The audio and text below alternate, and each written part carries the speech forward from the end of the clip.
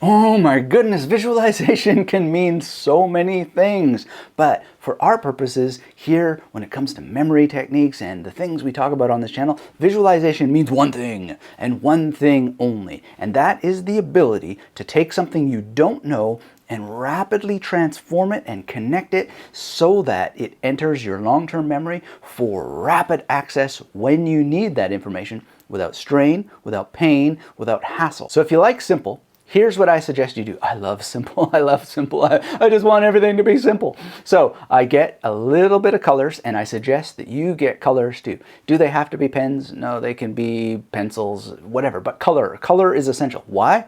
Because you're visualizing, right? And you want to have difference. Difference is the path to being able to visualize better. How do we know this? Well, because if we just have our eyes closed and all we see is black, that's the absence of difference. But if we imagine a yellow pen coming into that black field, now we have black and yellow. And if we add a green pen flying into that field, now we have black, yellow, and green. Simple, easy, and fun. That's how you can start visualizing. Just imagine colored pens flying through the space of your mind, but pay attention to the difference between the black, the difference between the black and the yellow when it enters the field, and the difference between the black and the yellow and the green, and then rotate those differences. Now, to offload even that, if you struggle with even that, well, let's make it simple on ourselves. Maybe we can imagine that our mind is not black, but our mind is a simple card. And onto that card, we can take an actual yellow pen. And we can take that pen and we can draw a line. Then we can compare. We can play that comparison and really dig deep into what we're seeing. We're not visualizing right now, but we're studying what we actually see based on the creative act of drawing a yellow line on a piece of paper. Then you bring in green and as many colors as you want, and you just compare.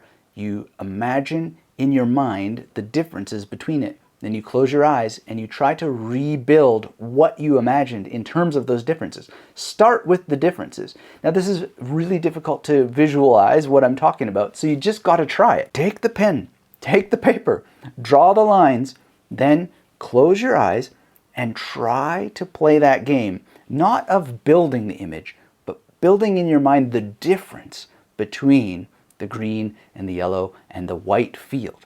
This is going to be a bit abstract, but I think what you'll discover is that you're able to build a field of difference, and you'll experience it in a way that is totally unique to you.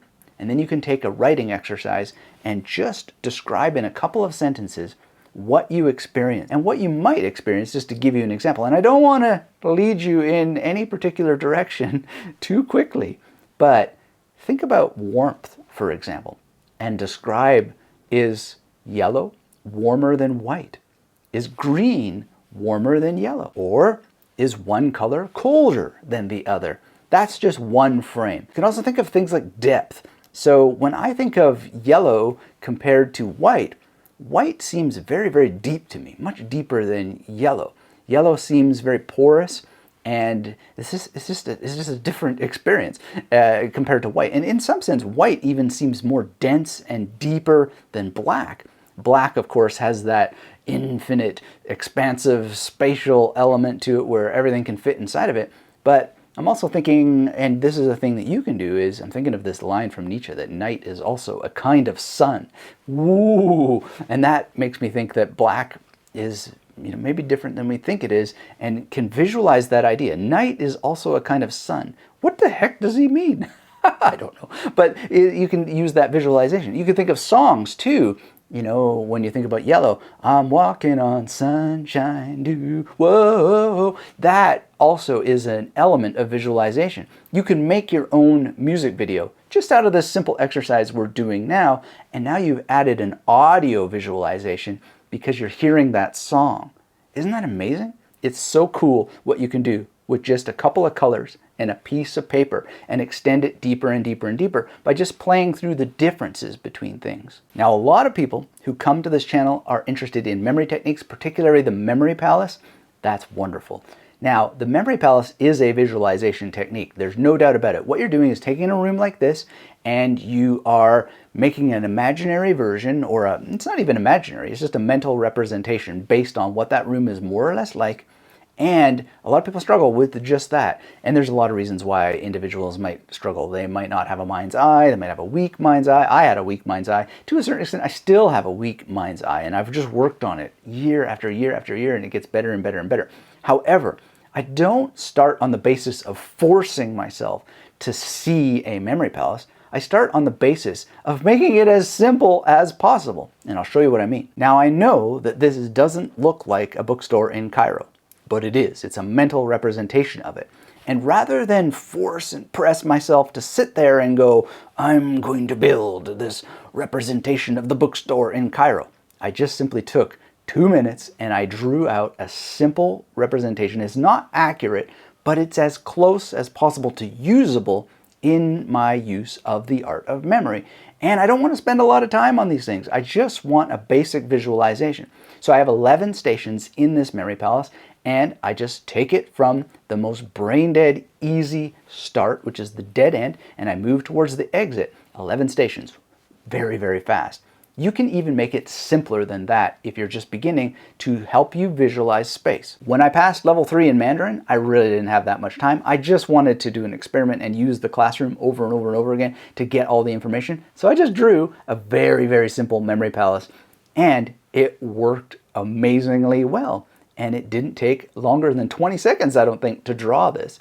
So you can make it so much easier on yourself by just breaking it down. And because I was moving fast and I wanted to be able to just get the work done, rather than building too many visual associations in my mind, I just drew out various things, like this word here for career. And it's got a jar to help me remember this sort of j sound that's in there. And you know, my pronunciation is not great. I passed the test years ago. But juria, I think, is the word for career. And so there's a jar, and that's Indiana Jones going, yeah. And there's no answer on the back, which is very, very important, because now you're visualizing what is the sound and the meaning.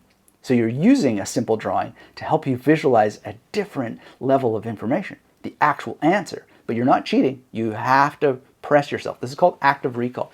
It's a very, very cool technique. It helps you learn faster and remember more because you're visualizing the answer based on clues. Okay, so that's one way of proceeding. But usually when I'm making my mnemonics, I don't draw them out, but it is a simple path to get started. And if I'm in a hurry, I will, as in this example. But ultimately, what you want to be able to do as much as possible is to just do this in your mind. And so there's some simple ways to practice. You can start practicing by remembering people's names, for example. So if you meet someone and they're named Emily, you can imagine, you know, a giant M falling down on a lily, and you could put that on their shoulder. Now, a lot of people, they talk about using the face to visualize.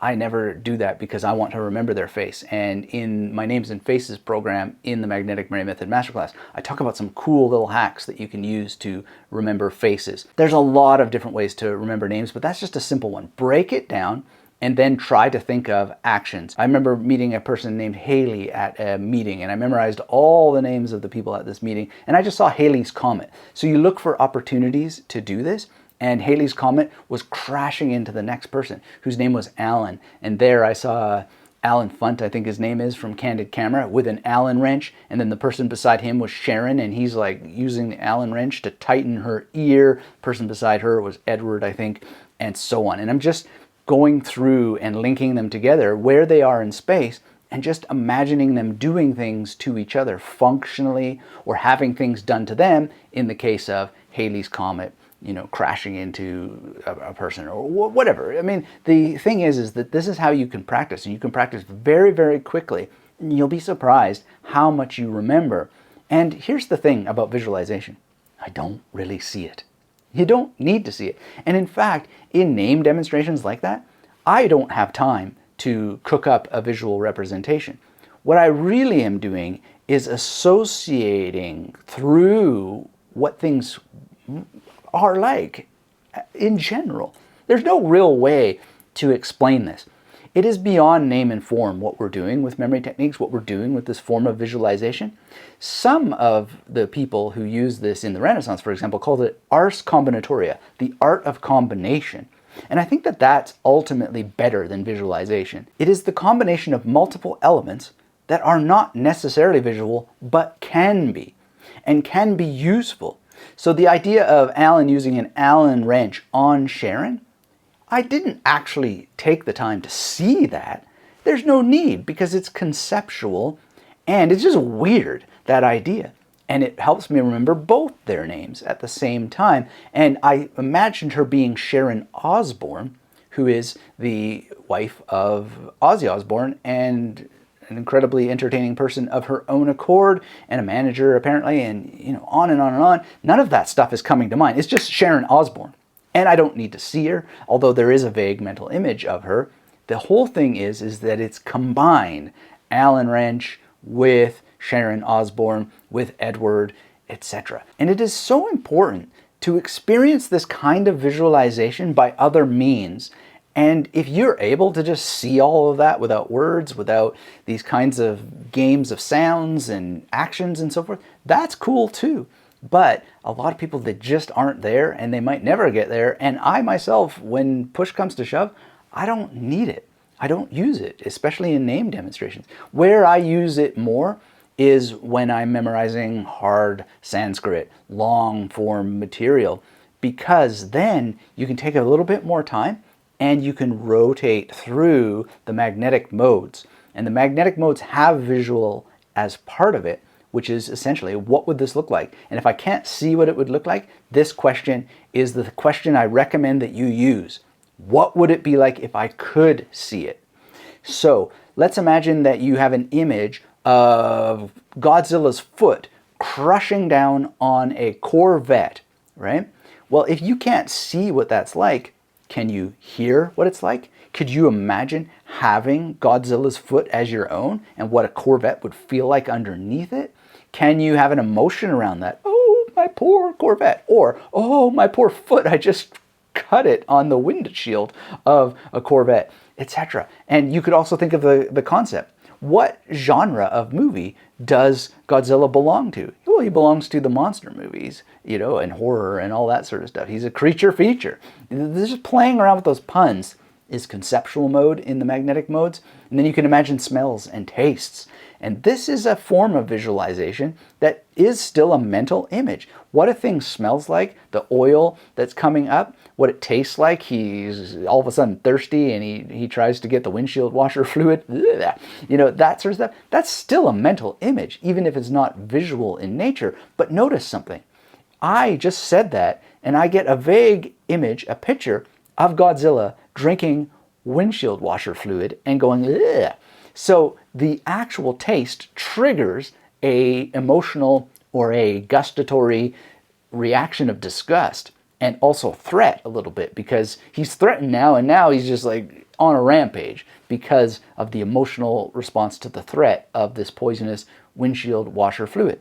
So if you play these kinds of games in your own mind, you're going to get better not just at visualization as such, but at multi-sensory visualization, which is the key to using memory techniques better and faster. And again, to get started, it's very simple. Make it easy on yourself. Start with just a simple bit of color that you can get at any store. You probably already have this stuff in your house, and play a game of comparisons. Now back to that original idea that I shared with you of practicing with a piece of paper and then thinking through the differences.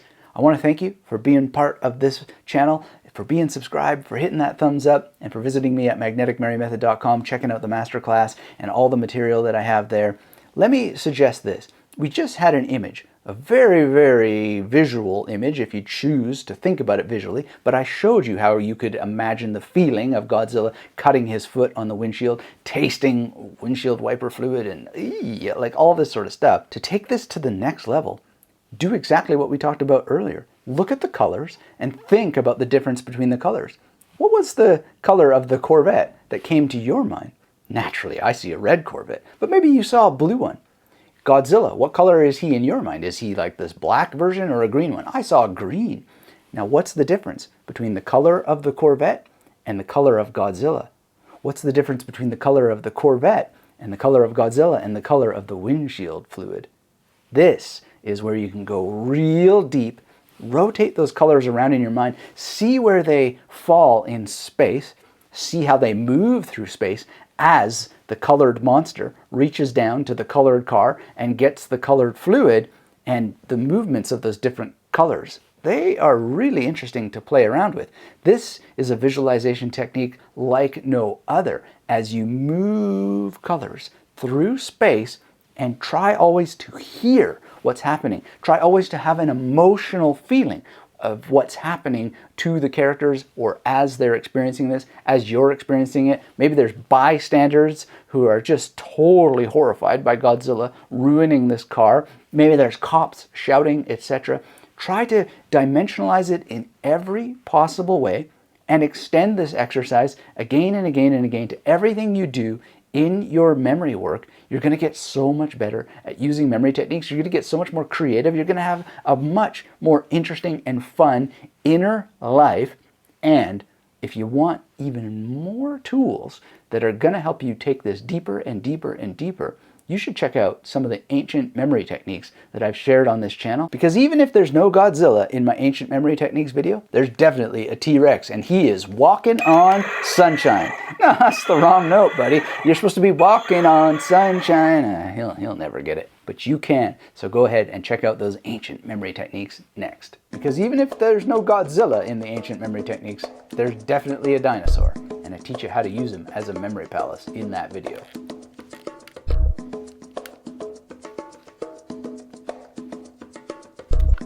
Because Godzilla lived before